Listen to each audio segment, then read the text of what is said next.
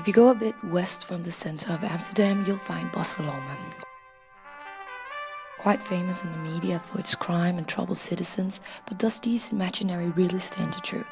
To find out more about this area of Amsterdam, we went there to interview its citizens, to hear about their perception, and to see the area with our own eyes. But before we got there, we did some desk research to look up some hard data. The population in 2017 was 34,864, and the majority of the citizens, 46%, is not Western Amsterdammers. In socio-economic terms, Barcelona scores below the average of the city, with a disposable household income at €28,000 compared to €33,000 in the rest of the city.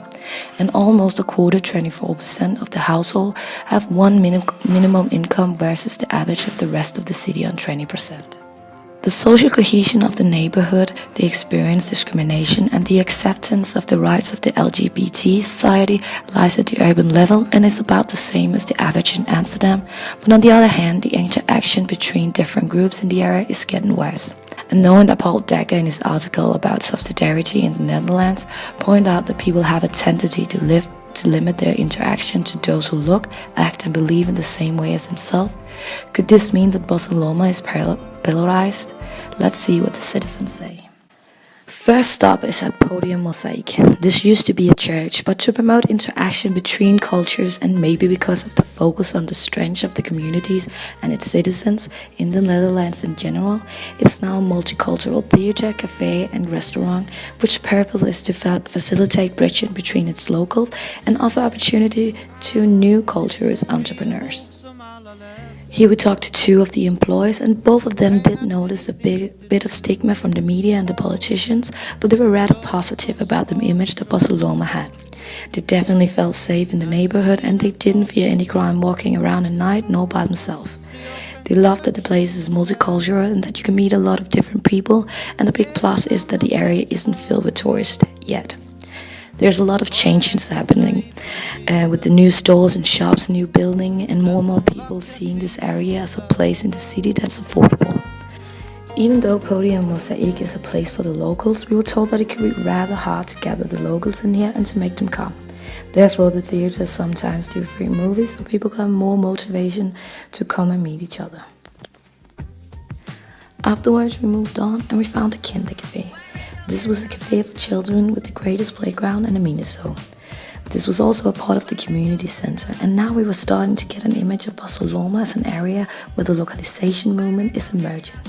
We had a cup of coffee with the man we met there, and from his perspective, both the municipality, who puts money into urban green areas to improve social structures, and the local are helping building up the area and making the perfect area for especially families with children.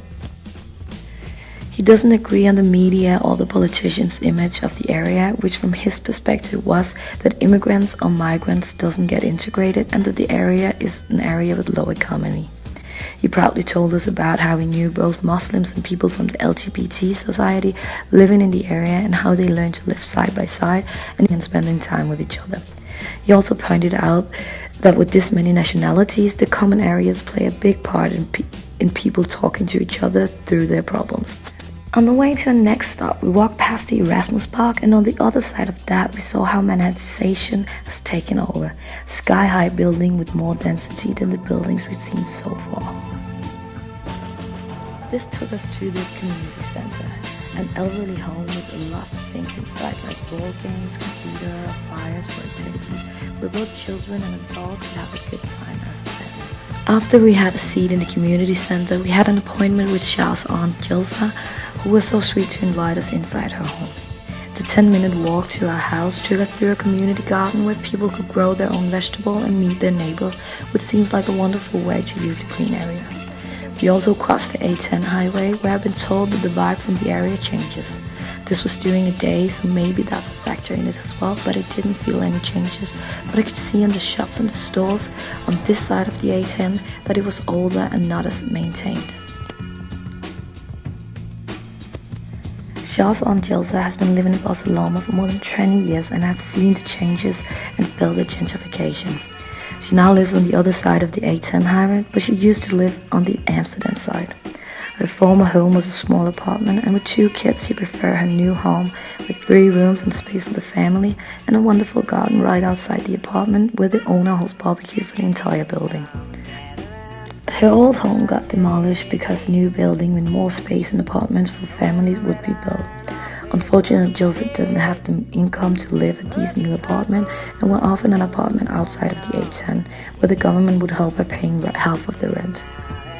After a wonderful talk with Jilsa, we went to our last stop, which was a marketplace called Lommer. Both Jilsa and the employees at Podium Mosaic said that they don't go to the square, both because of the selection and the expensive prices compared to earlier. None of the people that we talked to felt like that this represented the area. It almost felt like it was shutting down when we got there, even though it was in the middle of the day. The stores were half open, and we were told that a lot of the stores are already closed for good at the square.